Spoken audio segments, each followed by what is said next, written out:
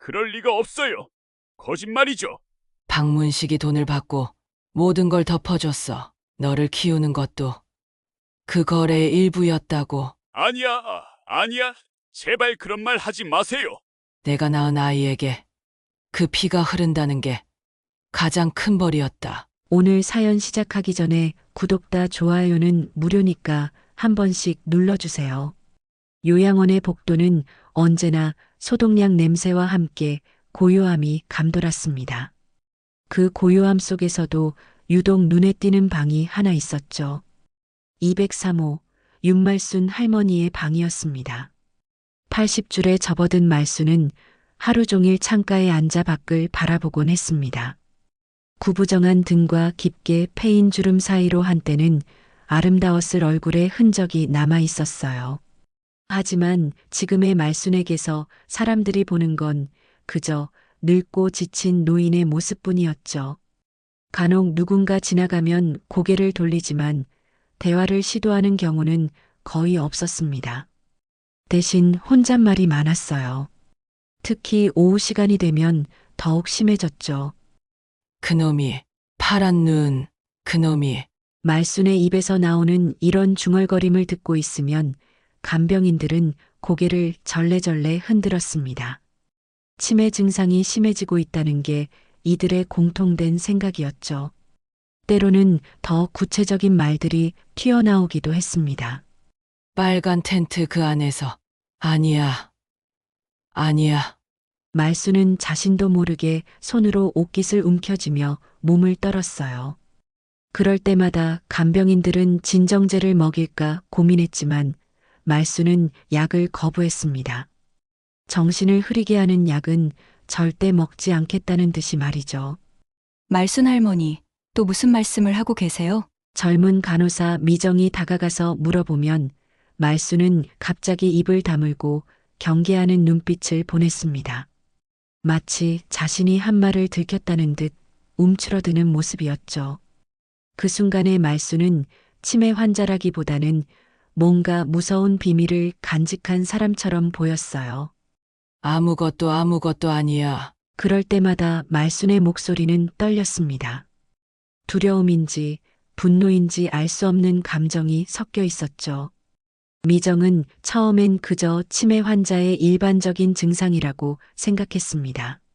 하지만 시간이 지날수록 뭔가 다르다는 느낌이 들었어요.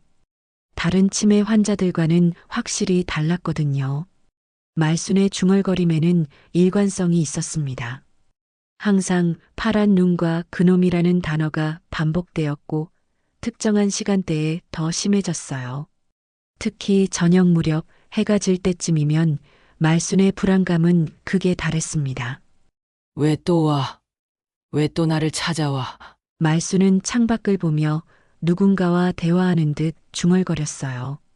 마치 실제로 누군가가 있는 것처럼 말이죠. 간병인들은 이런 모습을 보며 환각 증상이라고 단정지었습니다. 말순의 아들 현철은 한 달에 한 번 정도 병문안을 왔습니다. 그나마도 의무적인 방문이라는 게 누가 봐도 명백했죠. 병실에 들어서면서부터 벌써 나가고 싶어하는 기색이 역력했으니까요. 현철은 40 중반의 회사원으로 승진을 앞둔 상황에서 치매의 어머니는 그에게 부담스러운 존재였어요. 어머니, 어떻게 지내세요? 현철의 인사는 언제나 형식적이었습니다. 말순은 아들을 보면 잠시 눈빛이 밝아지기도 했지만 곧 다시 창밖을 바라보곤 했죠. 아들과의 대화에서도 과거의 이야기를 꺼내려 했지만 현철은 듣고 싶어 하지 않았어요. 현철아, 내가 젊었을 때 말이야. 네. 뭐 불편한 거 있으면 간호사분들께 말씀하세요. 말순이 무언가 말하려고 하면 현철은 재빨리 화제를 돌렸습니다. 마치 어머니의 과거사를 듣고 싶지 않다는 듯이 말이죠. 사실 현철은 어릴 때부터 어머니에 대해 궁금한 게 많았어요. 아버지에 대한 이야기를 하지 않았고 젊은 시절에 대해서도 함구했거든요. 하지만 지금 와서 치매에 걸린 어머니의 말을 믿을 수는 없었습니다. 어느 날도 마찬가지였습니다. 현철이 병문안을 온 날 말수는 평소보다 더 심하게 중얼거렸어요. 그놈이 왔다. 파란 눈이 또 왔다. 현철아, 내 아버지가. 어머니, 그만하세요. 현철은 어머니의 말을 자르며 일어났습니다. 아버지 이야기는 절대 듣고 싶지 않았어요. 어릴 때부터 아버지에 대해서는 한 번도 제대로 들어본 적이 없었는데 이제 와서 치매에 걸린 어머니가 하는 소리를 믿을 수는 없었거든요. 현철은 한숨을 크게 쉬며 복도로 나왔습니다. 간호사실에서 미정과 마주친 현철의 표정은 지쳐 보였어요. 도대체 무슨 말을 하는 건지, 저건 그냥 망상이지. 현철의 목소리에는 짜증과 함께 어쩔 수 없다는 체념이 섞여 있었습니다. 그는 진심으로 어머니가 그저 치매에 걸린 불쌍한 노인이라고 생각했어요. 치매가 심해지면 이런 증상이 나타날 수 있어요. 걱정 마세요. 미정이 위로하듯 말했지만 현철은 고개만 끄덕일 뿐이었죠. 그래도 가족이니까 좀 더 자주 오시면 할머니가 좋아하실 텐데요.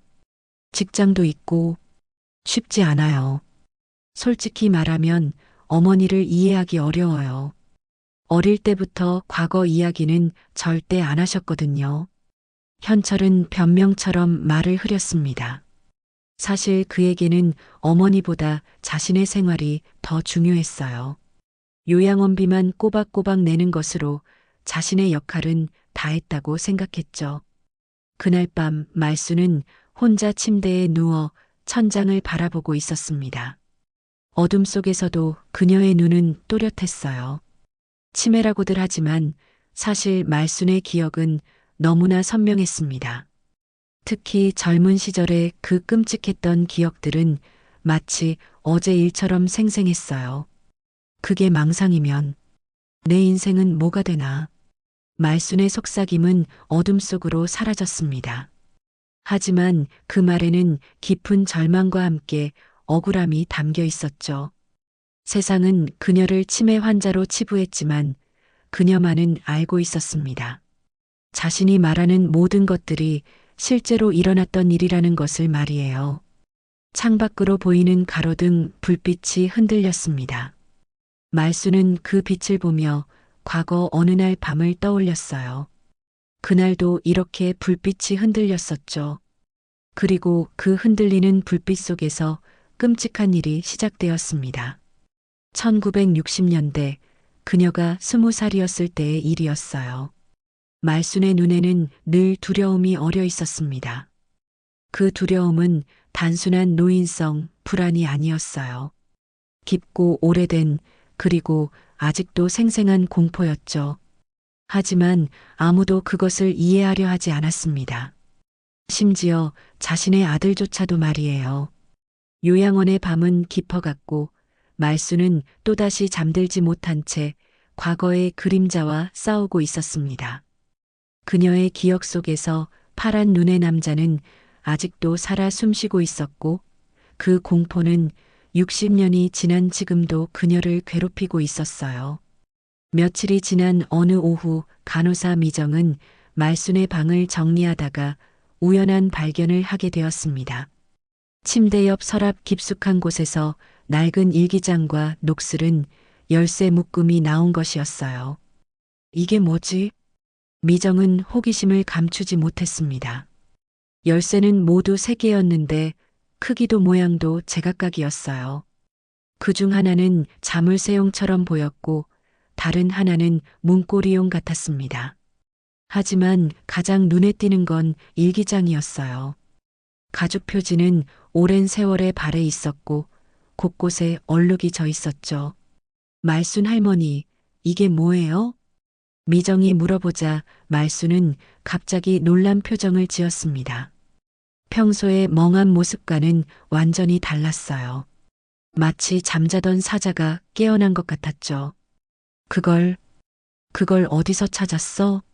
말순의 목소리는 떨렸지만 동시에 절박함이 묻어나왔습니다. 치매 환자의 목소리라기보다는 뭔가 중요한 것을 지키려는 사람의 목소리 같았어요. 서랍에서 우연히 정리하다가요. 아니야, 아니야.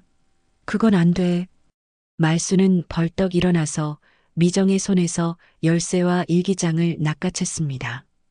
그 순간의 민첩함은 80세 노인의 것이라고는 믿기 어려웠어요. 마치 오랫동안 숨겨왔던 보물을 되찾은 것처럼 소중히 품에 안았죠. 할머니, 괜찮으세요?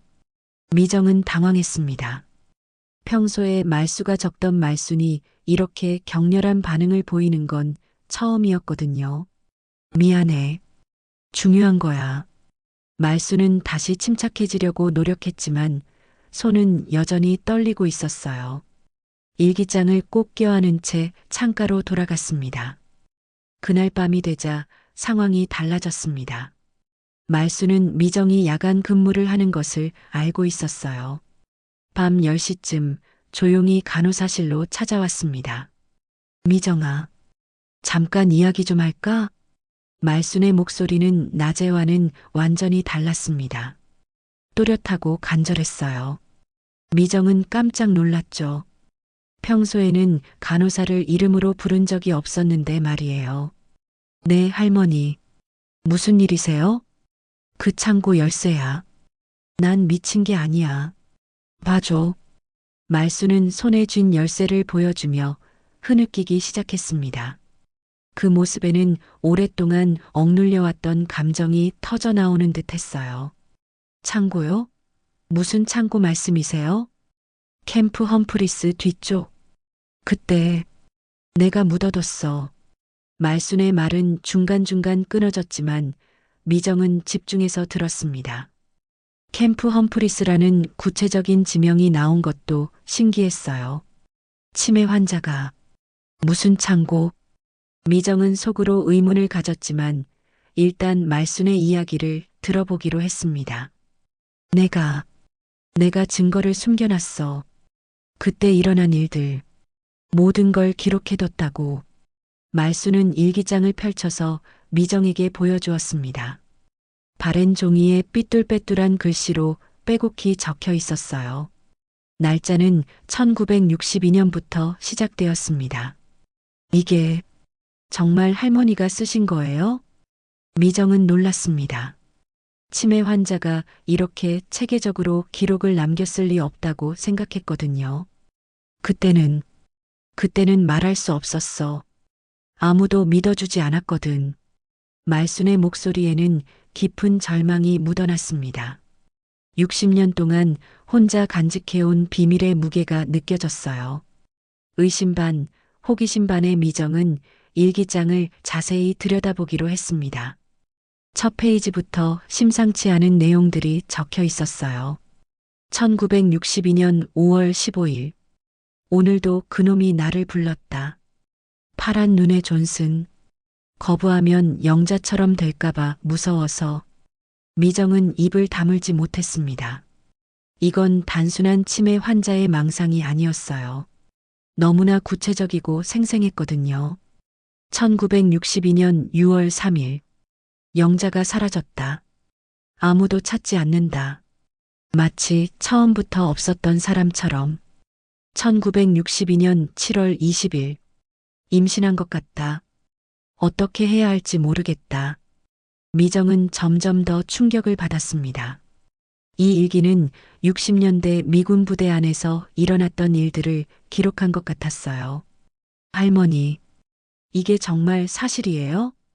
미정이 조심스럽게 물어보자 말수는 고개를 끄덕였습니다. 다 사실이야. 한 글자도 거짓말 없어. 그래서 내가 미친 게 아니라고 하는 거야. 말수는 일기장의 뒷부분을 넘겨서 보여주었습니다. 거기에는 이름들이 적혀 있었어요. 김영자 마이너스 실종, 박순희 마이너스 도망감, 이말순 마이너스 임신. 이게 할머니 이름이네요? 그래. 나도 그중 하나였어. 말순의 고백은 미정에게 큰 충격을 주었습니다. 만약 이 일기가 사실이라면 말순은 60년 전 미군 부대에서 끔찍한 일을 당한 피해자였던 거예요. 그럼 현철 씨가 그 파란 눈놈의 아들이야. 말순의 대답은 담담했지만 그 안에는 평생의 고통이 담겨 있었습니다. 미정은 말문이 막혔습니다. 현철이 어머니를 대하는 태도가 이제야 이해되는 것 같았어요. 할머니, 그럼 그 창고에는 뭐가 있는 거예요? 증거들. 그때 일어난 일들의 증거. 사진도 있고 문서도 있어. 내가 혼자 모은 거야. 말수는 열쇠를 쥐어 보였습니다. 이 열쇠로 열 수 있어. 하지만 혼자서는 갈 수 없어. 그럼 제가 가볼까요?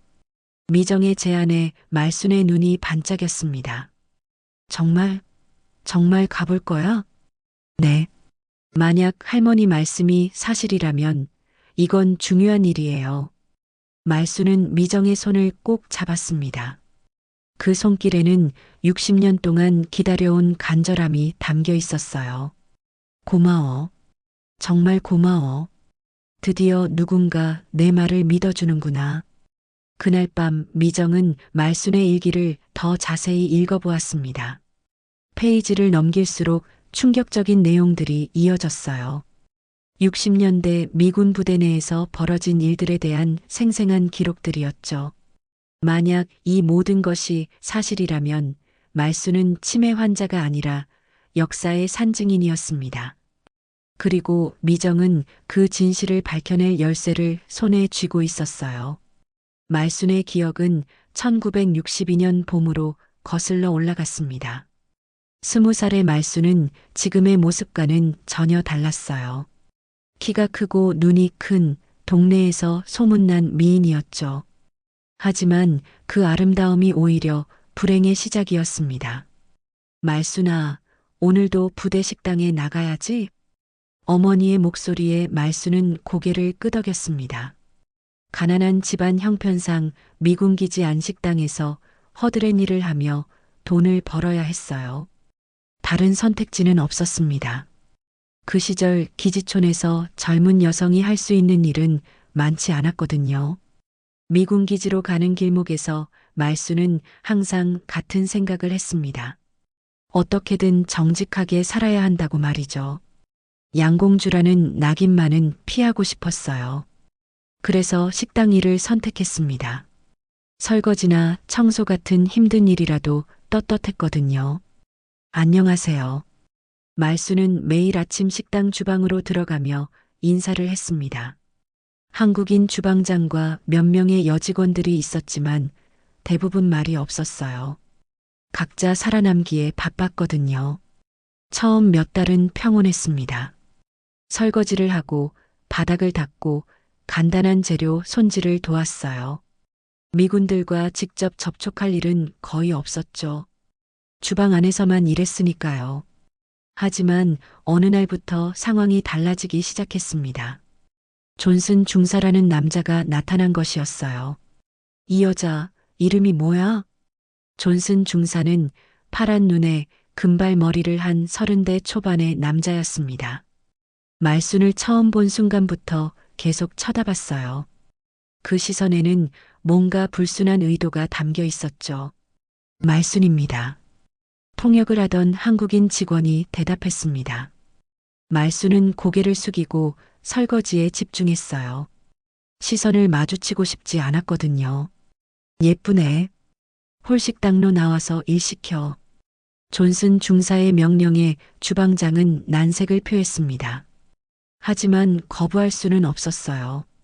미군의 명령이었거든요. 말순아, 어쩔 수 없다. 홀에서 일해야겠어. 그날부터 말순의 악몽이 시작되었습니다. 홀에서 서빙을 하다 보니 미군들과 접촉할 일이 많아졌어요. 특히 존슨 중사는 말순이 있는 곳마다 나타났죠. 커피 한 잔. 존슨 중사는 매일 같은 자리에 앉아서 말순을 불렀습니다. 커피를 가져다 주면 일부러 손을 만지려 했고 음담패설을 속삭였어요. 말순은 영어를 잘 몰랐지만 그의 의도는 충분히 알 수 있었습니다. 이말순, 오늘 밤에 내 텐트로 와. 어느 날 존슨 중사가 직접적으로 말했습니다. 통역 없이도 이해할 수 있는 간단한 영어였어요. 말수는 고개를 저었습니다. 안 돼요. 집에 가야 해요. 거부하면 어떻게 될지 알고 있지? 존슨 중사의 목소리에는 위협이 담겨 있었습니다. 그는 말순의 친구 영자를 가리켰어요. 영자는 얼마 전부터 존슨 중사의 요구를 거부하다가 해고당한 상태였죠. 영자처럼 되고 싶어? 말수는 두려웠습니다. 이 일을 잃으면 가족이 굶어야 했거든요. 다른 일자리를 구하기도 어려웠고 설사 구한다 해도 더 나쁜 곳일 가능성이 높았어요. 그날 밤 말수는 울면서 존슨 중사의 텐트로 갔습니다. 붉은 립스틱을 바르라는 요구를 받았어요. 그 립스틱은 나중에 말순에게 끔찍한 기억의 상징이 되었죠. 이리 와. 검은 천막 안에서 존슨 중사가 기다리고 있었습니다. 말순은 발걸음을 옮길 수 없었어요. 하지만 도망갈 곳도 없었죠. 그날 밤 일어난 일을 말순은 평생 잊을 수 없었습니다. 존슨 중사는 말순을 강제로 성폭행했어요. 말순이 울고 저항해도 소용없었죠. 존슨 중사는 일이 끝난 후 말순을 위협했습니다. 누구에게든 말하면 영자처럼 사라지게 만들겠다는 뜻이었어요. 말순은 공포에 떨며 집으로 돌아갔습니다. 그 이후로 존슨 중사의 요구는 계속되었습니다. 일주일에 두세 번씩 텐트로 불러냈어요. 말수는 매번 거부하고 싶었지만 위협 때문에 어쩔 수 없었죠. 말수나 요즘 왜 이래? 얼굴이 안 좋아. 어머니가 걱정스럽게 물어봤지만 말수는 대답할 수 없었습니다. 말하면 정말로 사라질 것 같았거든요. 더 끔찍한 일은 친구 영자에게 일어났습니다. 영자는 존슨 중사의 요구를 끝까지 거부했어요. 그리고 어느 날 갑자기 모습을 감췄죠. 영자가 어디 갔는지 아는 사람? 동네 사람들이 물어봤지만 아무도 대답하지 않았습니다. 모두 알고 있었어요. 영자가 어떻게 됐는지 말이죠. 하지만 아무도 입을 열지 않았습니다. 말수는 영자의 실종을 목격했습니다. 어느 날 밤 존슨 중사와 몇 명의 미군들이 영자를 어딘가로 끌고 가는 것을 봤어요. 영자는 필사적으로 저항했지만 소용없었죠. 살려줘, 살려줘. 영자의 비명소리가 말순의 귀에 맴돌았습니다. 하지만 말순은 숨어서 지켜볼 수밖에 없었어요. 나서면 자신도 똑같이 당할 게 뻔했거든요. 그날 이후 영자는 영영 돌아오지 않았습니다. 공식적으로는 가출로 처리되었어요. 하지만 모두 알고 있었죠. 영자가 죽었다는 것을 말이에요. 내가 거기서 못 빠져나왔으면 지금 여기 없었을 거야. 말수는 나중에 그렇게 말하곤 했습니다. 영자의 죽음을 본 후 더욱 존슨 중사의 요구를 거부할 수 없었어요. 살기 위해서였죠. 몇 달 후 말수는 임신 사실을 알게 되었습니다. 존슨 중사의 아이였어요. 하지만 그에게 말해도 소용없을 것 같았죠. 오히려 더 위험해질 수도 있었고요. 말수는 혼자서 모든 것을 감당해야 했습니다. 임신한 몸으로도 계속 일해야 했고 존슨 중사의 요구도 거부할 수 없었어요. 지옥 같은 나날이었죠. 그때의 기억들은 60년이 지난 지금도 말순을 괴롭혔습니다. 붉은 립스틱과 검은 천막, 그리고 파란 눈의 존슨 중사. 모든 것이 어제 일처럼 생생했어요. 말순은 가끔 그런 생각을 했습니다. 하지만 그때도 지금과 같은 선택을 했을 거예요. 살기 위해서 말이죠. 그것이 그 시대를 살아간 여성들의 현실이었으니까요. 요양원에서 말순의 이야기가 조금씩 알려지기 시작했습니다. 미정이 다른 간병인들과 이야기를 나누면서 말순의 과거에 대한 관심이 생겨났어요. 하지만 대부분은 여전히 치매 환자의 망상이라고 생각했죠. 그런데 뜻밖의 증인이 나타났습니다. 요양원 내 다른 노인 중 한 명인 박철수 할아버지였어요. 90살의 박 할아버지는 평소에 말수가 적고 혼자 지내는 편이었습니다. 말순이라고? 이말순? 어느 날 박 할아버지가 말순의 이름을 듣고 갑자기 놀란 표정을 지었어요. 미정이 우연히 말순의 이야기를 하다가 이름을 언급했을 때였죠. 네, 203호에 계신 윤말순 할머니요. 아시나요? 그 여자, 혹시 평택 쪽 기지촌에서 살았나? 박 할아버지의 질문에 미정은 깜짝 놀랐습니다. 말순의 과거를 아는 사람이 있다니 상상도 못했거든요. 어떻게 아시는 거예요? 나도 그때 거기 있었어. 박 할아버지의 목소리는 떨렸습니다. 마치 오래 묻어두었던 기억을 꺼내는 것 같았어요. 박철수는 과거 한국군 통역병이었습니다. 1960년대 초 미군 기지에서 통역관으로 일했죠. 그때 말순과 마주쳤던 적이 있었어요. 그 여자는 나도 기억나. 항상 울고 있었어. 빨간 치마 입고. 박 할아버지의 증언은 구체적이었습니다. 말순이 입었던 옷차림까지 기억하고 있었어요. 정말요? 그럼 할머니 말이 사실인 건가요? 뭔 소리야? 무슨 말을 했는데? 박 할아버지는 미정에게 말순이 한 이야기들을 자세히 들었습니다. 존슨 중사 이야기, 영자의 실종, 그리고 성폭행에 대한 내용까지 말이죠. 존슨 중사? 박 할아버지의 얼굴이 창백해졌습니다. 기억나세요? 그놈은 악마였어. 정말 악마였다고. 박 할아버지는 주먹을 쥐며 분노했습니다. 60년이 지났지만 여전히 생생한 기억이었어요. 존슨 중사는 우리 부대에서도 악명 높았어. 한국 여자들을 괴롭히는 걸로 유명했지. 박 할아버지는 당시 통역관으로서 많은 것을 목격했다고 했습니다. 하지만 계급이 낮아서 어떻게 할 수 없었다고 하더군요. 그때는 우리가 뭘 할 수 있겠어? 미군 앞에서는 말 한마디 못했다고. 박 할아버지의 목소리에는 평생의 후회가 담겨 있었습니다. 영자라는 여자도 기억나나요? 미정이 조심스럽게 물어보자 박 할아버지는 고개를 끄덕였습니다. 김영자. 그래, 기억나. 예쁜 여자였는데 어느 날 갑자기 사라졌지.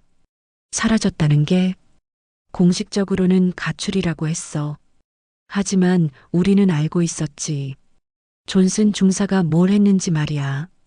박 할아버지는 영자의 실종에 대해서도 증언했습니다. 당시 부대 안에서는 영자가 존슨 중사를 거부하다가 사라졌다는 소문이 돌았다고 해요. 그럼 정말 죽은 건가요? 확실하지는 않아. 하지만 그 이후로 한 번도 못 봤어. 그 동네에서 말이야. 박 할아버지의 증언은 말순의 일기 내용과 정확히 일치했습니다. 미정은 점점 확신을 갖게 되었어요. 그럼 말순 할머니 이야기가 모두 사실인 거네요? 그 여자는 미친 게 아니야. 절대로. 박 할아버지는 단호하게 말했습니다. 그때 그 여자를 본 적이 있어. 존슨 중사 텐트에서 나오는 걸 말이야. 울고 있었어. 정말 처참한 모습이었지. 박 할아버지의 목격담은 충격적이었습니다. 말순이 당한 일들을 실제로 본 사람이 있었던 거예요. 왜 그때 도와주지 않으셨어요? 미정의 질문에 박 할아버지는 고개를 떨어뜨렸습니다. 도와주고 싶었어. 정말로. 하지만 우리도 살기 바빴거든. 잘못하면 우리도 위험했고. 박 할아버지는 당시의 무력함을 고백했습니다. 한국군 통역병이라고 해도 미군 앞에서는 아무것도 할 수 없었다고 해요. 미안해. 정말 미안해. 박 할아버지는 60년 만에 사과의 말을 꺼냈습니다. 그동안 마음속에 담아두었던 죄책감이었어요. 미정은 박 할아버지의 증언을 듣고 말순을 찾아갔습니다. 말수는 박할아버지 이야기를 듣고 눈물을 흘렸어요. 박철수? 그 사람이 여기 있다고?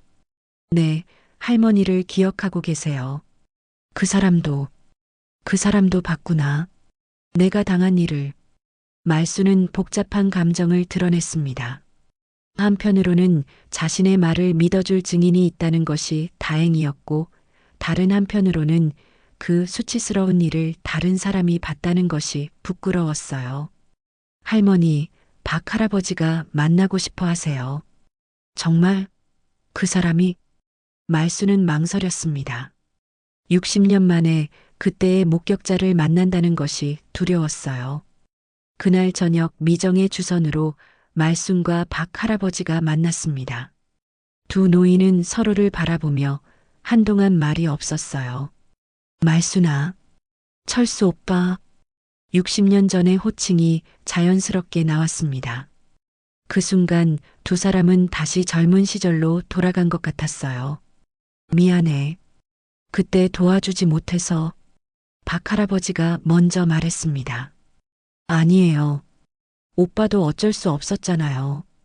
말수는 이해한다고 했지만 목소리에는 여전히 아픔이 담겨 있었어요. 그때 일들 다 사실이었구나. 네, 다 사실이었어요. 두 노인의 대화를 듣고 있던 미정은 확신했습니다. 말순의 기억은 치매가 아니라 역사였어요. 그리고 이제 그 역사를 증명할 수 있는 증인도 생겼죠. 박 할아버지는 말순에게 당시 알고 있던 다른 정보들도 알려주었습니다. 존슨 중사의 실명, 부대 번호, 그리고 다른 피해자들의 이름까지 말이에요. 이제 세상에 알릴 수 있겠네요. 미정의 말에 말순은 고개를 끄덕였습니다. 드디어 진실을 말할 때가 온 것 같았어요. 하지만 이들은 아직 모르고 있었습니다. 앞으로 어떤 시련이 기다리고 있는지 말이에요. 미정은 말순이 준 지도와 열쇠를 들고 경기도 평택 외곽으로 향했습니다. 주말을 이용한 개인적인 탐험이었어요. 말순의 지시에 따라 옛 캠프 험프리스 뒤편에 버려진 창고를 찾아가는 길이었죠. 정말 여기에 뭔가 있을까? 미정은 반신반의하면서도 궁금증을 억누를 수 없었습니다. 말순과 박 할아버지의 증언이 일치하긴 했지만 60년 전에 묻어둔 증거가 아직 남아있을지는 의문이었어요. 오래된 지도를 따라 한참을 헤맨 끝에 미정은 녹슨 철문이 달린 낡은 창고를 발견했습니다. 주변은 잡초가 무성했고 오랫동안 사람의 발길이 닿지 않은 것 같았어요. 이게 맞나? 미정은 말순이 준 열쇠를 꺼냈습니다. 첫 번째 열쇠는 맞지 않았어요. 두 번째도 마찬가지였죠. 하지만 세 번째 열쇠를 넣자 똑하는 소리와 함께 자물쇠가 열렸습니다. 창고 안은 어둡고 먼지투성이었어요. 미정은 핸드폰 플래시를 켜고 안으로 들어갔습니다. 구석진 곳에 낡은 나무 상자가 놓여 있었어요. 진짜 있네. 미정은 조심스럽게 상자를 열었습니다. 그 안에는 예상했던 것보다 훨씬 많은 자료들이 들어 있었어요. 가장 먼저 눈에 띈 것은 여성들의 이름이 적힌 리스트였습니다. 20여 명의 한국 여성 이름과 함께 간단한 메모들이 적혀 있었어요. 김영자 마이너스 1962년 6월 실종. 이말순 마이너스 1962년 7월 임신. 박순희 마이너스 1962년 8월 도주. 리스트는 계속 이어졌습니다. 각각의 이름 뒤에는 비극적인 기록들이 따라붙어 있었어요. 다음으로 발견한 것은 미군 부대 내부에서 쓰인 것으로 보이는 문서들이었습니다. 영어로 작성된 보고서들이었는데 한국어 번역문도 함께 있었어요. 성폭행 사건 은폐에 관한 지시사항이라는 제목의 문서도 있었습니다. 미정은 손이 떨렸어요. 이건 단순한 개인적 범죄가 아니라 조직적인 은폐였던 거예요. 가장 충격적인 것은 사진들이었습니다. 60년대 기지촌의 모습을 담은 사진들 속에는 젊은 말순의 모습도 있었어요. 붉은 치마를 입고 눈물을 흘리는 모습이었죠. 이걸 누가 찍은 거지? 미정은 사진 뒷면을 확인했습니다. 증거용이라는 글자와 함께 날짜가 적혀 있었어요. 누군가 의도적으로 기록을 남긴 것 같았습니다. 마지막으로 발견한 것은 실종자 명단이었어요. 공식적으로는 가출이나 이주로 처리된 여성들의 명단이었지만 실제로는 모두 의문의 실종이었다고 기록되어 있었죠. 이 모든 걸 말순 할머니가 혼자 모았다고? 미정은 놀랐습니다.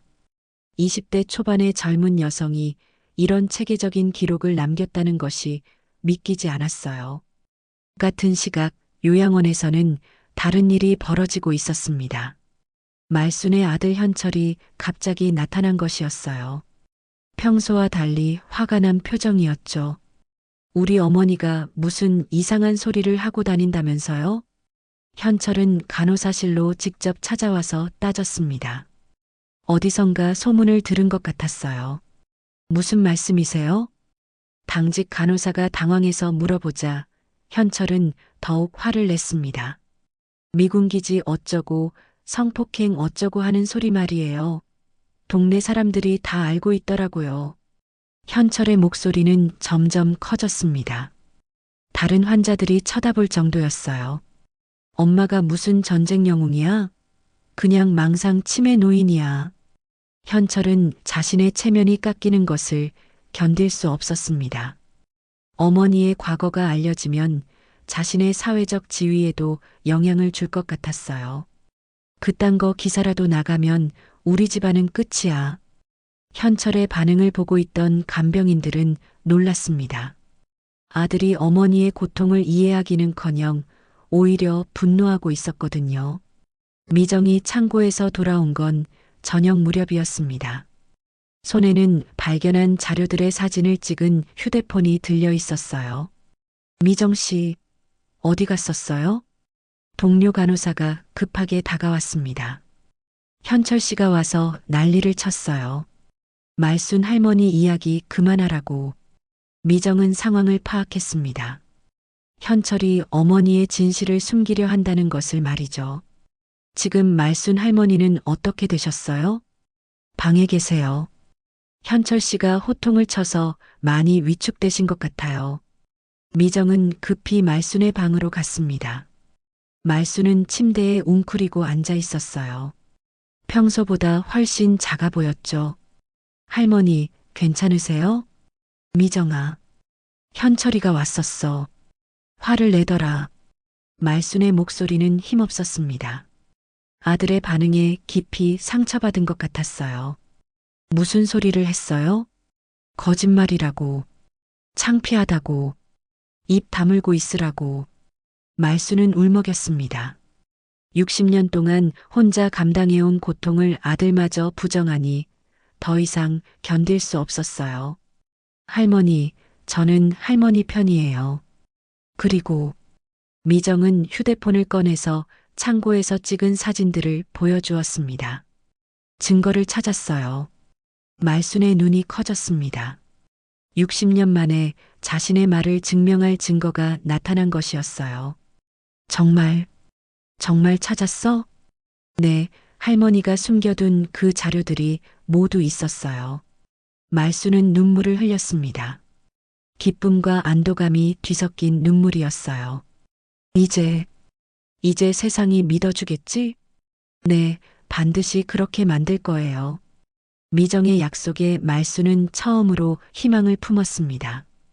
하지만 동시에 아들과의 갈등이 더욱 심해질 것도 예상했어요.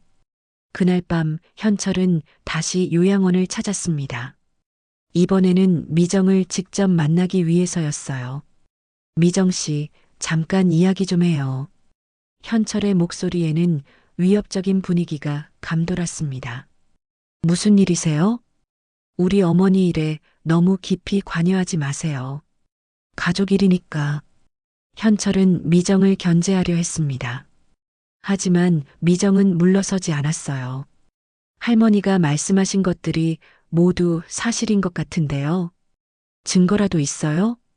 현철의 도전적인 질문에 미정은 잠시 망설였습니다. 증거를 공개할 때가 온 것 같았어요. 네, 있습니다. 미정의 대답에 현철의 얼굴이 창백해졌습니다. 설마 정말 증거가 있을 줄은 몰랐거든요. 이제 진실과 거짓말, 용기와 비겁함 사이에 진짜 싸움이 시작되려 하고 있었습니다. 현철은 미정의 말을 듣고 당황했지만 여전히 인정하고 싶지 않았습니다. 증거가 있다는 말이 믿기지 않았어요. 60년이나 지난 일인데 무슨 증거가 남아있겠느냐는 생각이었죠. 무슨 증거요? 낡은 종이 몇 장 가지고 증거라고 하는 거예요? 현철의 목소리에는 여전히 불신이 가득했습니다. 하지만 동시에 불안감도 엿보였어요. 현철 씨, 일단 할머니 상태부터 확인해 보시는 게 좋을 것 같아요. 미정은 현철을 말순의 방으로 데려갔습니다. 말순은 며칠 전부터 몸이 많이 약해진 상태였어요. 아들과의 갈등이 스트레스가 되어 건강이 급격히 악화되고 있었죠. 어머니, 현철이 방에 들어서자 말순은 힘겹게 고개를 돌렸습니다. 평소보다 훨씬 야윈 모습이었어요. 현철아, 와줘서 고마워. 말순의 목소리는 가늘었습니다. 마치 마지막 인사를 하려는 것 같았어요. 어머니, 괜찮으세요? 현철도 어머니의 상태가 심각하다는 것을 알 수 있었습니다. 갑자기 마음이 무거워졌어요. 현철아, 내가 마지막으로 할 말이 있어. 말순은 힘을 짜내듯 말했습니다. 현철은 어머니 곁에 앉았어요. 무슨 말씀이세요? 그때 일들 다 사실이었어. 내가 거짓말한 게 아니야. 말순은 다시 한번 진실을 말했습니다. 하지만 현철은 여전히 고개를 저었어요. 어머니, 그만하세요. 이제 그런 이야기는 영자의 죽음을 내가 봤어. 말순의 고백에 현철은 말문이 막혔습니다. 어머니가 누군가의 죽음을 목격했다는 이야기는 처음 들었거든요. 무슨 소리세요? 1962년 8월 15일 밤, 존슨 중사와 몇 명이 영자를 끌고 갔어. 나는 멀리서 지켜봤지. 말순의 기억은 또렷했습니다.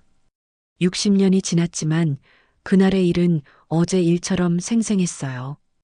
영자가 소리를 질렀어. 살려달라고. 하지만 아무도 도와주지 않았어. 말순은 눈물을 흘리며 계속했습니다. 그 다음날 영자는 사라졌어. 아무도 찾지 않았고 아무도 기억하지 않았어. 현철은 어머니의 말을 들으며 혼란스러웠습니다. 이렇게 구체적으로 말하는 어머니를 본 적이 없었거든요. 그리고 가장 큰 비밀을 말할게. 말순은 잠시 숨을 고르고 현철을 바라봤습니다. 내 진짜 아버지가 누군지 알려줄게. 현철의 심장이 빨리 뛰기 시작했습니다. 어릴 때부터 궁금했던 아버지에 대한 이야기였어요. 존슨 중사야. 파란 눈의 존슨 중사가 내 아버지다. 현철은 머리를 맞은 것 같았습니다. 자신의 아버지가 미군이라는 것도 충격이었지만 더 큰 충격은 그 미군이 어머니를 성폭행한 범죄자라는 사실이었어요. 그럴 리가 없어요. 현철은 부정하고 싶었습니다. 하지만 어머니의 진지한 표정을 보니 거짓말 같지 않았어요. 그리고 그 일을 은폐한 한국인이 있었어. 박문식이라는 사람이었지. 말순의 추가 고백에 현철은 더욱 놀랐습니다. 박문식은 현철이 어릴 때 아버지라고 불렀던 사람이었거든요. 박문식 씨가요? 제가 아는 그분이요? 그래. 그 사람이 존슨 중사와 거래를 했어. 돈을 받고 모든 걸 덮어줬지. 말순은 박문식이 어떻게 사건을 은폐했는지 자세히 설명했습니다. 그가 경찰과 연결고리가 되어 모든 신고를 무마시켰다고 해요. 그래서 내가 태어나고 나서 그 사람과 살게 된 거야. 그것도 거래의 일부였어. 현철은 충격에서 헤어날 수 없었습니다. 자신이 알고 있던 모든 것이 거짓이었던 거예요. 내가 낳은 아이에게 그 피가 흐른다는 게 가장 큰 벌이었다. 말순의 말에는 평생의 고통이 담겨 있었습니다. 아들을 사랑하고 싶었지만 동시에 그 아들에게서 가해자의 모습을 보는 것이 고통스러웠던 거예요. 어머니, 정말 그런 일이 있었던 거예요? 현철의 목소리는 떨렸습니다. 어머니를 의심했던 자신이 부끄러워졌어요. 다 사실이야. 미정이가 증거도 찾았어. 말수는 미정을 바라봤습니다. 미정은 고개를 끄덕이며 현철에게 휴대폰을 보여주었어요. 이게 정말 어머니가 숨겨둔 자료들이에요? 현철은 사진들을 보며 경악했습니다. 어머니의 젊은 시절 모습, 문서들, 그리고 피해자 명단까지 모든 것이 현실이었어요. 왜 지금까지 말씀을 안 하셨어요? 현철의 질문에 말수는 쓸쓸하게 웃었습니다. 말해봤자 누가 믿어주겠어? 너조차도 치매라고 했잖아. 현철은 할 말이 없었습니다. 정말로 어머니를 치매 환자 취급하며 무시해왔거든요. 충격받은 미정은 이 모든 상황을 지켜보며 결심을 굳혔습니다. 이제 진실을 세상에 알려야 할 때였어요. 할머니, 이 이야기를 언론에 알리고 싶어요. 미정의 제안에 말수는 고개를 끄덕였습니다. 박할아버지의 추가 증언과 함께 기록을 복사하여 언론 제보를 하기로 결심했어요. 현철 씨는 어떻게 생각하세요? 미정이 묻자 현철은 한참 고민했습니다. 진실을 알리면 자신의 출생 비밀도 함께 공개될 텐데 그것을 감당할 수 있을지 확신이 서지 않았어요. 저는 잘 모르겠어요. 현철의 망설임을 본 말수는 이해한다는 듯 고개를 끄덕였습니다. 괜찮아. 내가 어떤 선택을 하든 이해할게. 하지만 말순의 마음속에는 이미 결심이 서 있었습니다. 죽기 전에 반드시 진실을 말하고 싶었어요. 그날 밤 미정은 박할아버지와 함께 기록들을 정리했습니다. 두 사람의 증언과 물증을 종합하여 완전한 사건 보고서를 만들었어요. 이제 정말 시작이네요. 미정의 말에 박할아버지는 고개를 끄덕였습니다. 60년 동안 기다린 진실이야. 이제야 세상에 나올 수 있겠구나. 마침내 오랫동안 묻혀있던 진실이 빛을 보게 될 순간이 다가오고 있었습니다. 미정은 다음날 아침 일찍 여러 언론사에 연락을 취했습니다. 처음에는 대부분 반신반의했어요. 60년 전 미군 기지 성폭력 사건이라니 너무 오래된 일이라고 생각했거든요. 하지만 미정이 발견한 증거 자료들과 2명의 생존 증인이 있다는 말을 듣고 기자들의 태도가 달라졌습니다. 특히 한 방송국의 탐사 보도팀에서 강한 관심을 보였어요. 정말 60년 전 자료가 그대로 남아있다는 말씀이세요? 김 기자는 미정이 보내준 사진들을 보며 놀라워했습니다. 한국 현대사의 어두운 부분을 다루는 전문 기자였거든요. 네, 피해자가 직접 모아둔 자료들이에요. 그리고 당시 미군 부대 통역관이었던 분의 증언도 있고요. 미정의 설명을 들은 김 기자는 즉시 취재에 나서기로 했습니다. 이런 사건은 단순한 개인사가 아니라 역사적 의미가 있었거든요. 김 기자가 요양원을 찾은 건 그날 오후였습니다. 말수는 몸이 더욱 약해진 상태였지만 인터뷰에는 응하겠다고 했어요. 할머니, 정말 힘드시면 나중에 해도 돼요. 미정이 걱정스럽게 말했지만 말수는 고개를 저었습니다. 아니야. 지금이 마지막 기회일지도 몰라. 말수는 의연했습니다. 60년 동안 기다려온 순간이었거든요. 할머니, 처음 만나 뵙겠습니다. 저는 KBC 탐사보도부 김민수 기자입니다. 김 기자의 정중한 인사에 말수는 고개를 끄덕였어요. 고맙습니다. 내 이야기를 들어주셔서. 인터뷰는 조심스럽게 시작되었습니다. 김 기자는 말순의 상태를 고려해서 천천히 질문했어요. 1962년 당시 상황부터 말씀해 주시겠어요? 말순은 깊은 숨을 쉬고 이야기를 시작했습니다. 60년 만에 공식적으로 하는 증언이었어요. 그때 저는 20살이었어요. 미군 기지 식당에서 일했죠.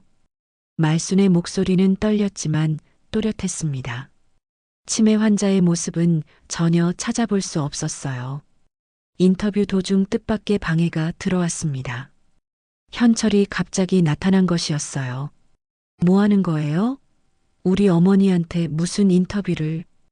현철은 화가 난 채로 인터뷰 장소에 뛰어들었습니다. 회사에서 소문을 듣고 급히 달려온 것이었어요. 현철 씨, 진정하세요. 미정이 말렸지만 현철은 들으려 하지 않았습니다. 어머니가 무슨 전쟁 영웅이야? 그냥 망상 치매 노인이야. 그딴 거 기사라도 나가면 우리 집안은 끝이야. 현철의 폭언에 김 기자는 놀랐습니다. 아들이 어머니의 피해 사실을 부정하는 상황이었거든요. 아드님, 잠깐 밖에서 이야기하시죠. 김 기자가 현철을 달래려 했지만 현철은 더욱 격해졌어요. 무슨 증거가 있다고 기사를 써요? 60년 전 일을 누가 믿어요? 증거는 충분히 있습니다. 미정이 단호하게 말했어요.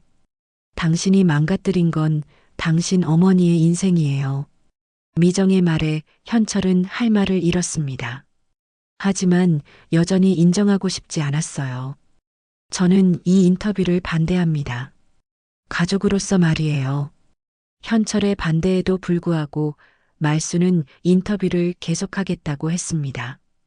현철아, 이건 내가 결정할 일이야. 어머니의 단호한 말에 현철은 어쩔 수 없이 물러났습니다. 하지만 분노한 채로 요양원을 떠났어요. 인터뷰는 계속되었습니다. 박할아버지도 함께 증언에 참여했어요. 저는 당시 부대 통역관이었습니다. 말순 씨가 겪은 일들을 직접 목격했어요. 박할아버지의 증언은 말순의 기억을 뒷받침해 주었습니다. 존슨 중사는 정말 악독한 사람이었어요. 한국 여성들을 놀이개로 생각했죠.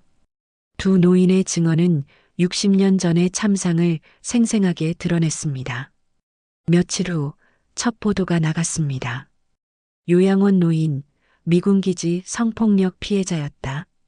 기사가 나가자 사회적 반향이 일기 시작했습니다.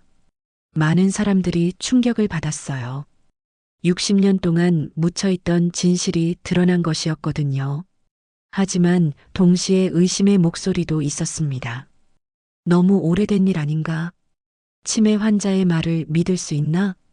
그런 의구심에 대응하기 위해 추가 보도가 이어졌습니다. 미정이 발견한 물증들이 공개되었어요. 60년 전 문서, 사진, 명단까지. 체계적 은폐 정황 드러나 구체적인 증거들이 공개되자 여론이 급격히 바뀌었습니다. 이제는 진실 규명을 요구하는 목소리가 높아졌어요.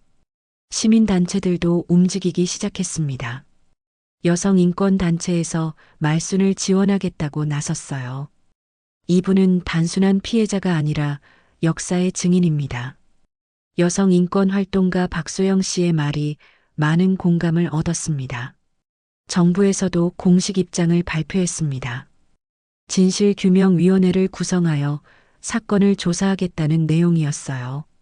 과거사 진실규명은 우리의 의무입니다. 정부 대변인의 발표에 말순은 눈물을 흘렸습니다. 드디어 국가가 자신의 말을 들어주는 것이었어요. 현철은 여전히 반대했습니다. 회사에서 곤란한 상황에 처했거든요. 왜 이제 와서? 왜 나를 망가뜨리냐고. 현철은 미정에게 화를 냈습니다. 하지만 미정은 굽히지 않았어요. 당신 어머니는 용기 있는 분이에요. 당신도 그 용기를 이어받으세요. 며칠 후 진실규명위원회 청문회가 열렸습니다. 말순은 휠체어에 앉아 청문회장에 들어갔어요. 많은 기자들과 시민들이 지켜보는 가운데 말수는 마이크 앞에 섰습니다. 위원장이 질문했습니다. 증인께서는 1962년 당시 상황을 기억하고 계십니까? 말수는 눈을 감고 잠시 침묵했습니다. 그리고 또렷한 목소리로 대답했어요. 60년이 지났지만 그날 밤은 오늘보다도 생생합니다. 청문회장에 정적이 흘렀습니다. 모든 사람들이 말순의 말에 귀를 기울였어요. 저는 오늘 여기서 진실을 말하겠습니다. 60년 동안 혼자 간직해온 진실을. 말순의 증언이 시작되었습니다. 그 순간 그녀는 더 이상 치매 환자가 아니었어요. 역사의 산증인이었죠. 청문회에서의 증언을 마친 말수는 모든 힘을 다한 것 같았습니다. 60년 동안 억눌러왔던 진실을 세상에 말한 후 그녀의 몸은 급격히 약해지기 시작했어요. 할머니, 고생 많으셨어요. 미정이 말순의 손을 잡으며 위로했습니다. 말순은 희미하게 웃으며 고개를 끄덕였어요. 고마워. 정말 고마워. 내가 없었으면 끝까지 치매 환자로 죽었을 거야. 말순의 목소리는 점점 작아졌지만 그 안에는 평화로움이 담겨 있었습니다. 드디어 짐을 내려놓은 것 같았어요. 청문회 이후 언론의 관심은 더욱 높아졌습니다. 말순의 증언이 방송으로 나가면서 전국적인 이슈가 되었어요. 용기 있는 할머니의 60년 만의 증언. 묻혀진 역사, 드러난 진실. 연일 쏟아지는 기사들을 보며 말순은 만족스러워했습니다. 자신의 이야기가 단순한 개인사가 아니라 역사로 기록되고 있었거든요. 하지만 현철의 반응은 달랐습니다. 회사에서의 시선이 부담스러웠고 동료들의 수군거림도 견디기 어려웠어요. 현철 씨 어머니가 그 유명한 분이시죠? 동료들의 시선이 현철에게는 굴욕으로 느껴졌습니다. 어머니를 자랑스러워해야 할지 부끄러워해야 할지 혼란스러웠어요. 정부 차원의 조사가 본격적으로 시작되었습니다. 진실규명위원회는 당시 미군 부대 관련 자료들을 수집하기 시작했어요. 미국 정부에서도 공식 입장을 발표했습니다. 과거 한국 주둔 미군의 일부 개인이 저지른 범죄에 대해 유감을 표합니다. 미국의 공식 사과는 국제적 이슈로까지 발전했습니다. 60년 만에 인정받은 것이었어요. 국내에서도 변화가 일어났습니다. 국회에서 관련 법안이 논의되기 시작했어요. 과거사 피해자 지원 및 명예회복에 관한 법률. 여성 인권 단체들도 적극적으로 움직였습니다. 말순을 명예회원으로 추대하고 그녀의 이름을 딴 기금 조성에 나섰어요. 하지만 말순의 건강은 계속 악화되었습니다. 의사들은 시간이 많지 않다고 했어요. 할머니, 괜찮으세요? 미정이 걱정스럽게 물어보자 말순은 약한 목소리로 대답했습니다. 괜찮아. 이제 할 일은 다 했어. 며칠 후 정부에서 공식 사과가 발표되었습니다. 국가가 보호하지 못한 국민에게 깊이 사과드립니다. 대통령의 공식 사과문이 발표되는 것을 말순은 병상에서 지켜봤습니다. 눈물이 흘렀어요. 60년 만에 받는 국가의 사과였거든요. 할머니, 이제 진짜 끝났어요. 모든 게 해결됐어요. 미정의 말에 말순은 고개를 끄덕였습니다. 고마워. 정말 고마워. 그날 밤 말순은 조용히 잠들었습니다. 평생 짊어져야 했던 무거운 짐을 내려놓고 평화롭게 세상을 떠났어요. 말순의 장례식에는 많은 사람들이 참석했습니다. 여성 인권 활동가들, 시민단체 관계자들, 그리고 언론인들까지 모두 그녀의 용기에 경의를 표했어요. 현철도 장례식에 참석했습니다. 관 앞에 서서 어머니를 바라보는 현철의 마음은 복잡했어요. 어머니, 죄송합니다. 이제야 이해해요. 현철은 뒤늦게 어머니의 위대함을 깨달았습니다. 하지만 너무 늦었어요. 장례식 후 현철은 중요한 결정을 내렸습니다. 회사를 그만두고 해외로 떠나기로 한 것이었어요. 더 이상 여기서는 살 수 없을 것 같아요. 현철은 미정에게 말했습니다. 어머니의 용기를 이어받지 못한 자신이 부끄러웠거든요. 어머니의 아들이라는 이름이 너무 무거워요. 저는 어머니만큼 용감하지 못해요. 현철은 가족들과도 연락을 끊고 홀로 해외로 떠났습니다. 어머니의 영광스러운 유산을 감당할 용기가 없었던 거예요. 한편 미정은 새로운 일을 시작했습니다. 말순의 이름을 딴 여성인권재단을 설립한 것이었어요. 윤말순 여성인권재단. 이 재단은 성폭력 피해자들을 지원하고 묻혀진 역사를 발굴하는 일을 하게 되었습니다. 재단 개소식에서 미정은 말순을 기리는 추도사를 읽었습니다. 할머니는 60년 동안 혼자 진실을 지켜오셨습니다. 이제 우리가 그 유산을 이어가겠습니다. 미정의 말에 참석자들은 박수를 보냈어요. 1년 후 말순의 이야기는 교과서에 실렸습니다. 한국 현대사의 증인 윤말순이라는 제목으로 말이죠. 젊은 학생들이 말순의 이야기를 배우며 용기와 정의에 대해 생각하게 되었습니다. 요양원 203호방에는 새로운 할머니가 들어왔습니다. 하지만 그 방 창가에는 작은 명패가 걸려 있었어요. 진실의 증인 윤말순을 기리며. 미정은 가끔 그 방을 찾아가서 새로운 할머니에게 말순의 이야기를 들려주곤 했습니다. 이 방에는 용기 있는 분이 사셨어요. 60년 동안 진실을 지켜낸 분이 말이에요.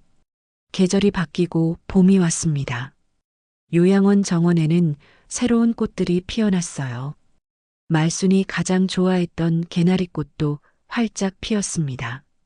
미정은 개나리꽃을 보며 말순을 떠올렸습니다. 할머니, 봄이 왔어요. 할머니가 기다리던 진짜 봄이 왔어요. 바람에 흔들리는 개나리 꽃잎은 마치 말순의 대답 같았습니다. 그날의 나레이션이 미정의 목소리로 흘러나왔습니다. 그분의 기억은 치매가 아니라 우리가 외면한 역사였습니다. 그리고 그 역사는 이제 우리 모두의 기억이 되었습니다. 진실은 묻힐 수 없습니다. 시간이 얼마나 걸리든 누군가는 반드시 그 진실을 세상에 알리게 되어 있습니다. 윤말순 할머니가 그랬듯이 말입니다.